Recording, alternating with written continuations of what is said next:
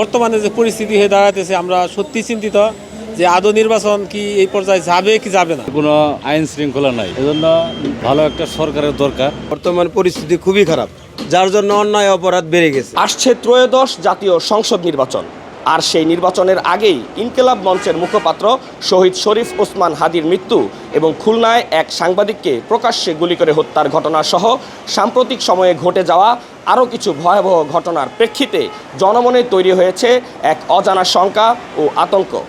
জাতীয় নির্বাচনের আগে দেশের এমন অরাজক পরিস্থিতি নিয়ে কি ভাবছেন এই অঞ্চলের সাধারণ মানুষ, সেই খবর আপনাদের জানাবো কালের কণ্ঠের বিশেষ আয়োজন জনতার কণ্ঠে।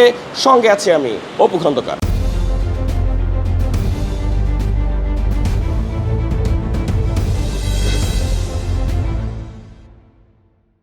যে ভবিষ্যতে যাতে এই দলগুলা এই কিছুদিন আগে যে একটা দুর্ঘটনা ঘটে গেল, হাদি মারা গেল, সারা বিশ্বে এখন এই নিয়ে একটা চিন্তিত।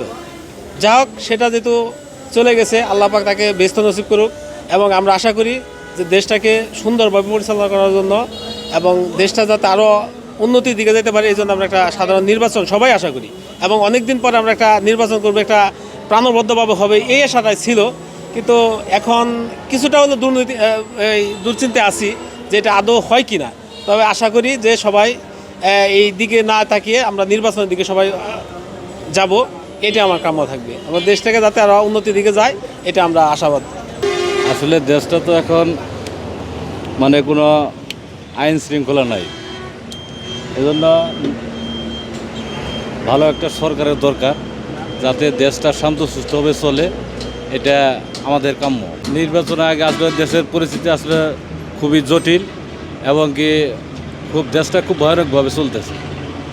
সব মশার বিরুদ্ধে সুরক্ষা দিতে এলো বসুন্ধরা এক্সট্রিম অ্যারোসল, মশার বিরুদ্ধে এক্সট্রিম সুরক্ষা।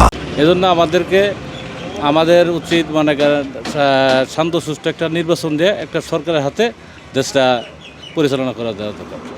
দেশের সব কিছু মিলে আমরা মানে আইন শৃঙ্খলা বাহিনীদের অনেক আরও কঠোর হওয়া দরকার। মানুষের জানমালের নিরাপত্তা আসলে এখন এই বর্তমানে নাই। সেই ক্ষেত্রে আমি মনে করি যে আইন শৃঙ্খলা বাহিনী আরও কঠোর হওয়া দরকার। আর সেই সাথে যদি গেলে রাষ্ট্র পরিচালনার ক্ষেত্রে সে আপনার সুস্থ সুন্দর একটা অবাধ নির্বাচন দিয়ে গণতন্ত্রের কাজ যারা করবে তাদের হাতে যারা মানুষের নিরাপত্তা দিতে পারবে এবং কি আইন শৃঙ্খলা ভালো হবে, মানুষ যেন দুর্ভোগে না থাকে সেরকম একটা রাষ্ট্র কাঠামো করা দরকার। নিরাপত্তাটা একটু জোরদার করা প্রয়োজন। তাছাড়া মানুষের তো দেখা গেছে যে নিরাপত্তার কোনো পরিস্থিতি নেই। এটা আসলে বিষয় হলো মানুষেরও খুব একটা জানমালের ক্ষয়ক্ষতির একটা পরিস্থিতি। আমাকেও রাস্তাঘাটে চলাফেরা খুব একটা বিপজ্জনক। কারে কোন সময় কে কী করে হাল দেয় তার কোনো ঠিক নেই, কারণ আমরা তো সাধারণ নাগরিক। কারণ আমাকেও জানার একটা নিরাপত্তার ভয়। যেরকম আইন শৃঙ্খলার পরিস্থিতি বর্তমান আছে এটা ঠিক নাই। এভাবে যদি আইন শৃঙ্খলা বাহিনীর দায়িত্ব পালন করে তাহলে চলবে না। বর্তমান পরিস্থিতি খুবই খারাপ, যার জন্য অন্যায় অপরাধ বেড়ে গেছে। আরও ভালো হওয়া উচিত। জাতীয় নির্বাচনের আগে আইন শৃঙ্খলা বাহিনীর শাসন ব্যবস্থা আরও ভালো হওয়া উচিত। আমার কাছে ভালো মনে হচ্ছে না। দেশের পরিস্থিতি যদি এরকম খারাপ হয় তাহলে নির্বাচন ভালো হবে কি করে? দেশের নির্বাচন ভালো করতে গেলে শাসন ব্যবস্থা ভালো করতে হবে, দেশের সাধারণ মানুষের নিরাপত্তা দিতে হবে, তাহলে সে নির্বাচন ভালো হবে।